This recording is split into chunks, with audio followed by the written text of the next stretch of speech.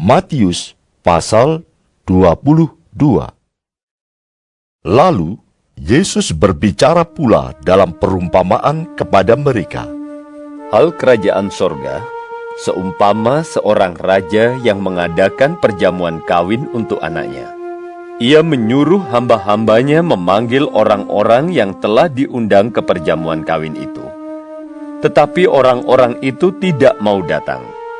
Ia menyuruh pula hamba-hamba lain, pesannya, "Katakanlah kepada orang-orang yang diundang itu, sesungguhnya hidangan telah kusediakan, lembu-lembu jantan dan ternak piaraanku telah disembelih, semuanya telah tersedia. Datanglah ke perjamuan kawin ini." Tetapi orang-orang yang diundang itu tidak mengindahkannya. Ada yang pergi ke ladangnya, ada yang pergi mengurus usahanya, dan yang lain menangkap hamba-hambanya itu, menyiksanya dan membunuhnya.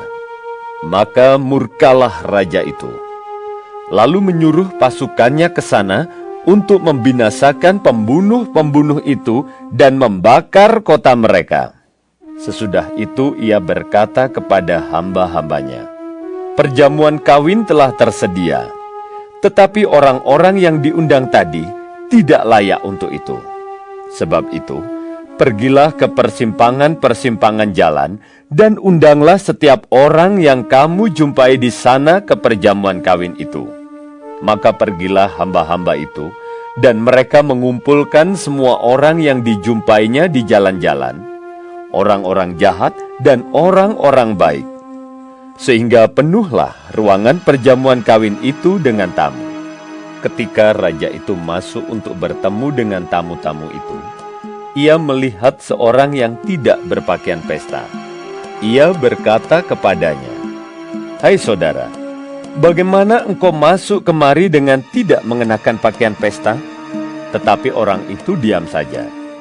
Lalu kata raja itu kepada hamba-hambanya, "Ikatlah kaki dan tangannya, dan campakkanlah orang itu ke dalam kegelapan yang paling gelap.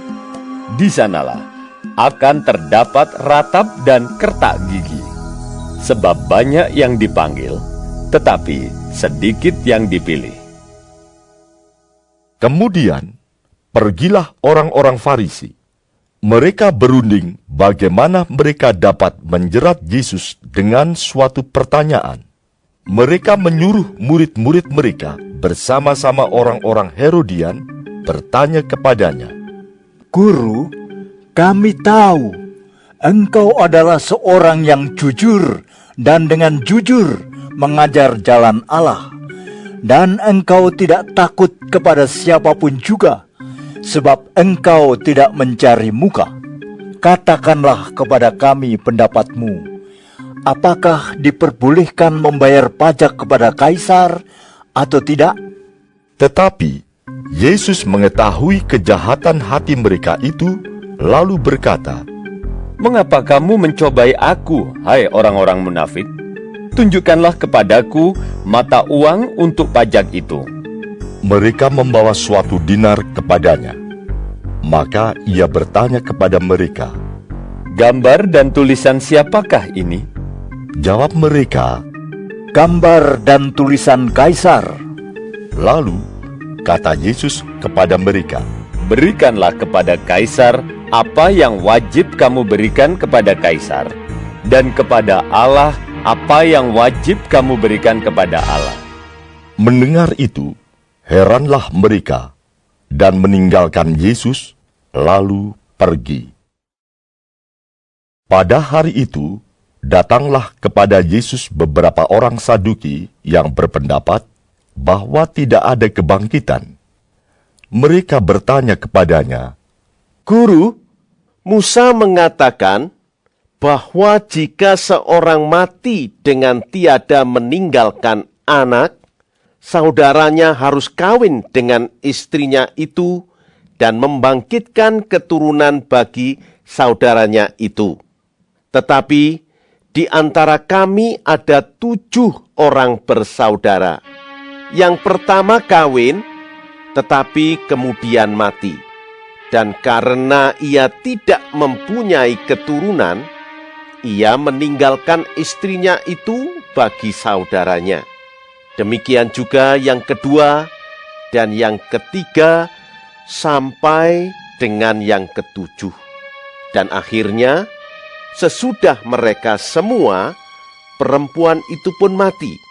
Siapakah di antara ketujuh orang itu yang menjadi suami perempuan itu pada hari kebangkitan? Sebab mereka semua telah beristrikan dia. Yesus menjawab mereka, Kamu sesat, sebab kamu tidak mengerti kitab suci maupun kuasa Allah. Karena pada waktu kebangkitan, orang tidak kawin dan tidak dikawinkan, melainkan hidup seperti malaikat di sorga. Tetapi, tentang kebangkitan orang-orang mati, tidakkah kamu baca apa yang difirmankan Allah ketika ia bersabda, Akulah Allah Abraham, Allah Ishak, dan Allah Yakub?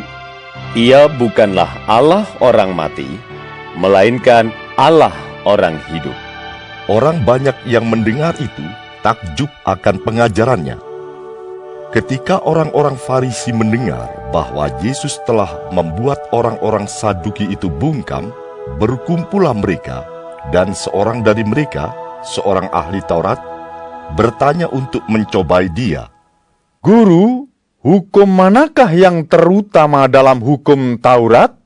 Jawab Yesus kepadanya, Kasihilah Tuhan, Allahmu, dengan segenap hatimu, dan dengan segenap jiwamu, dan dengan segenap akal budimu. Itulah hukum yang terutama dan yang pertama. Dan hukum yang kedua, yang sama dengan itu ialah, kasihilah sesamamu manusia seperti dirimu sendiri. Pada kedua hukum inilah tergantung seluruh hukum Taurat dan kitab para nabi. ketika orang-orang Farisi sedang berkumpul, Yesus bertanya kepada mereka, katanya, Apakah pendapatmu tentang Mesias? Anak siapakah dia? kata mereka kepadanya, Anak Daud. katanya kepada mereka, Jika demikian, bagaimanakah Daud oleh pimpinan roh dapat menyebut dia tuannya? Ketika ia berkata, Tuhan telah berfirman kepada Tuanku, duduklah di sebelah kananku, sampai musuh-musuhmu kutaruh di bawah kakimu. Jadi, jika Daud menyebut dia tuannya, bagaimana mungkin ia anaknya pula? tidak ada seorang pun yang dapat menjawabnya. Dan sejak hari itu, tidak ada seorang pun juga yang berani menanyakan sesuatu kepadanya.